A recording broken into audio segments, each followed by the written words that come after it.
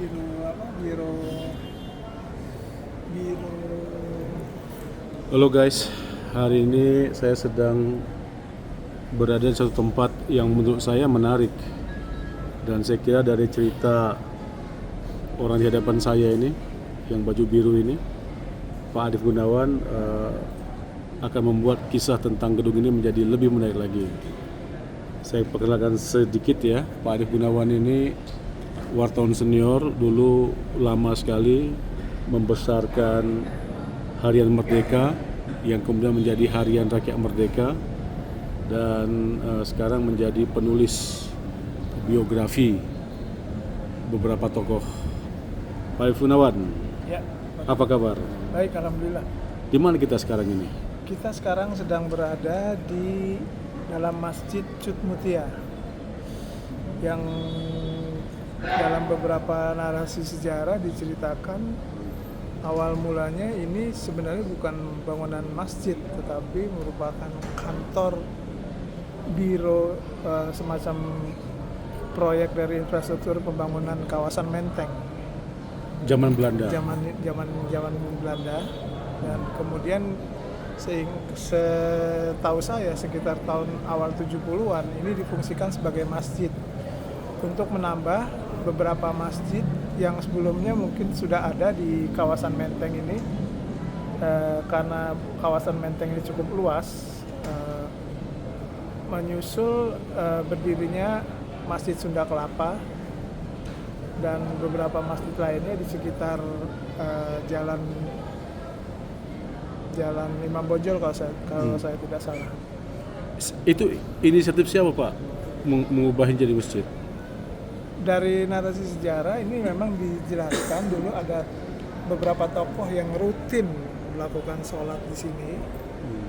Antara lain terutama sekali adalah Pak almarhum Jenderal Abdul Haris Nasution yang kebetulan kediamannya itu tidak jauh dari sini, yaitu di Jalan Teguh Umar 40.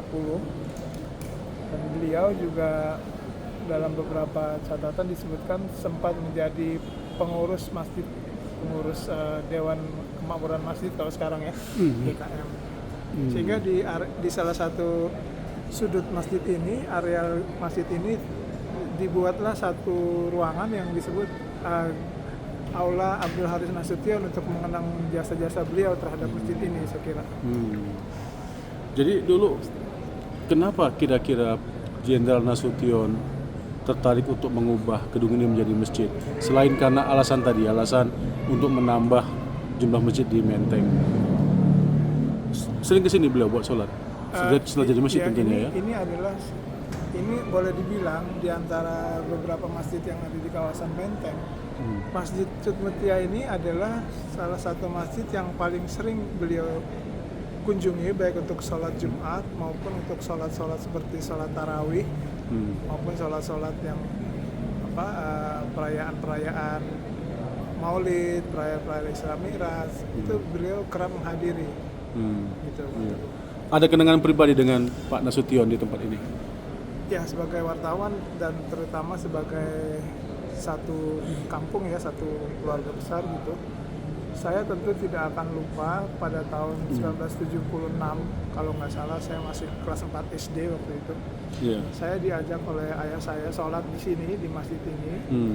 Dan kemudian kebetulan sekali kami sempat bertemu dengan Pak Nasution.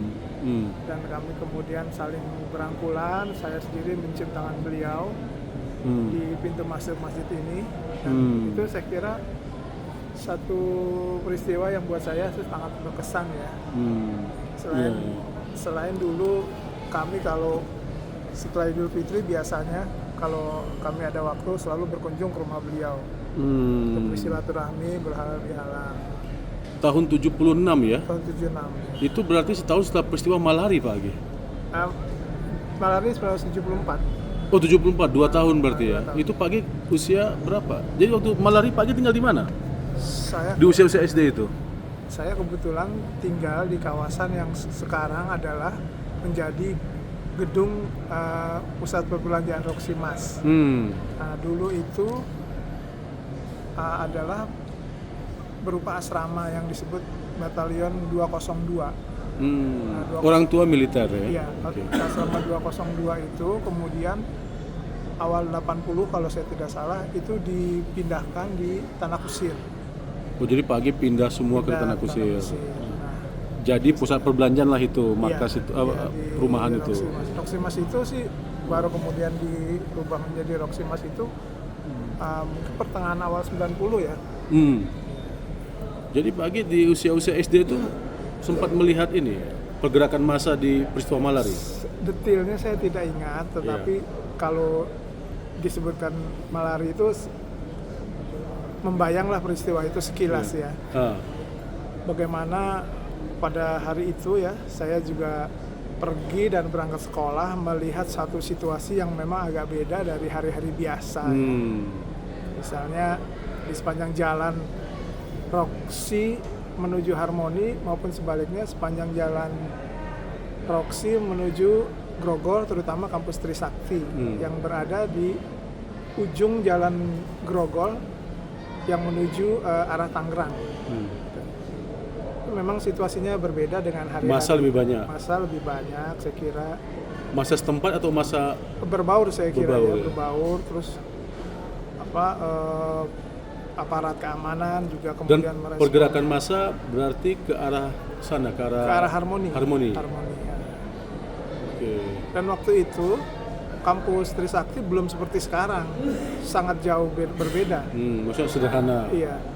Yang seingat saya yang asli kampus Trisakti itu adalah yang berseberangan dengan gedung kantor pos Grogol, itu yang sekarang menjadi Fakultas Kedokteran Gigi.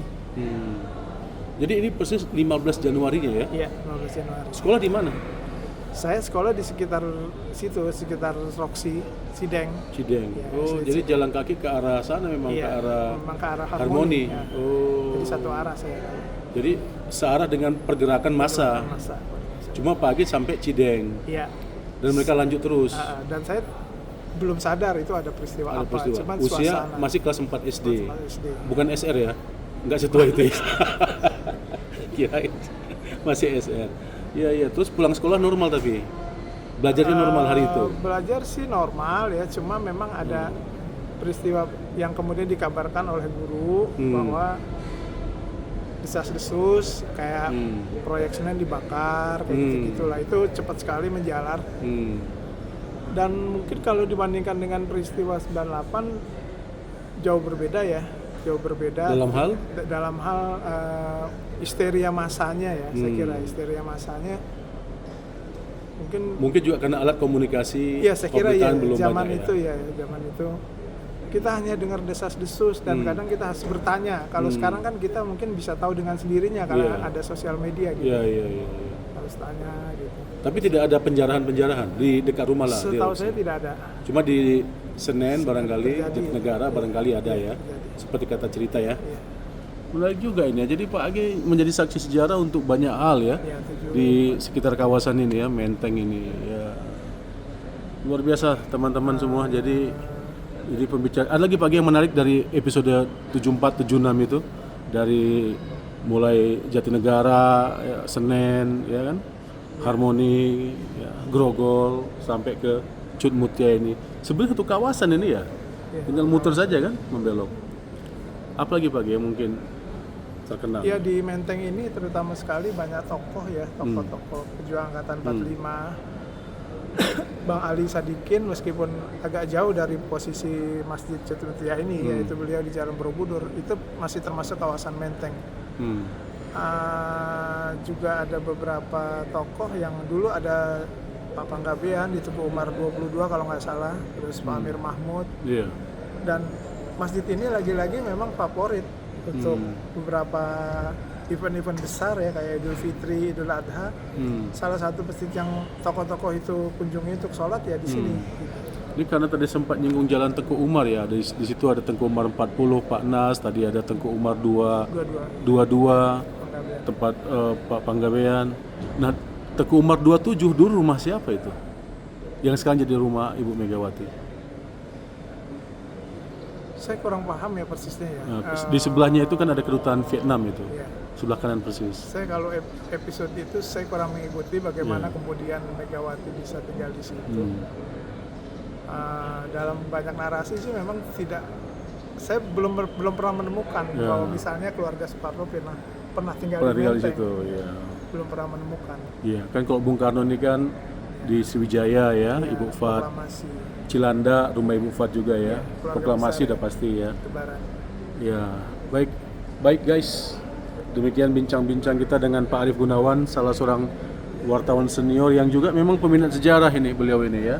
Sekarang menulis banyak disertasi, menulis banyak biografi tokoh-tokoh penting, dan kami sedang berada di Masjid Cut Mutia usai sholat Jumat hari ini tanggal 28 Februari 2025, insya Allah besok 1 Ramadan. Selamat menjalankan ibadah puasa bulan Ramadan untuk kita semua, sehat-sehat semua pagi. Amin. Salam dari Cut Mutia.